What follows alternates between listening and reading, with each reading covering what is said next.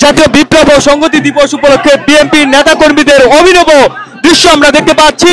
চাষি সেজে কৃষক দলের একটি মিছিল, তারা চাষিদের যে টুপিটি পরা হয় সেই টুপিটি পরে তারা হাতে ধান, হাতে কাঁচি এবং দেখতে পাচ্ছি তারা নেচে গিয়ে ব্যান্ড বাজিয়ে যেন মিছিল করে যাচ্ছে এবং নেচে গিয়ে যাচ্ছে। আমরা একটু সরাসরি দেখানোর চেষ্টা করে যাচ্ছি তাদের যে অভিনব দৃশ্যগুলো।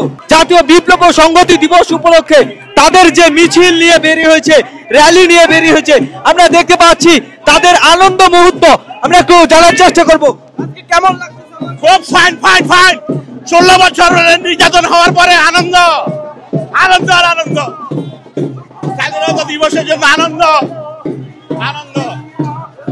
আমরা দেখতে পাচ্ছি তারা কিন্তু বেশ আনন্দের সহিত কিন্তু এই দৃশ্য উদযাপন করে যাচ্ছে। আমরা নারায়ণগঞ্জ জেলা কৃষক দল উপস্থিত আছি ডক্টর শাহিন মিয়ার পক্ষ থেকে। নারায়ণগঞ্জ জেলা কৃষক দল এবং ফতুল্লা থানা কৃষক দল জুয়েলাল মান্নার নেতৃত্বে আমরা এই ঢাকা পল্টনে একসাথে জোট বেঁধে আমরা মিছিল করছি। আমরা জুয়েলাল মান ভাইকে বলবো, আপনার ভয় নাই, রাজপথ ছাড়ি নাই।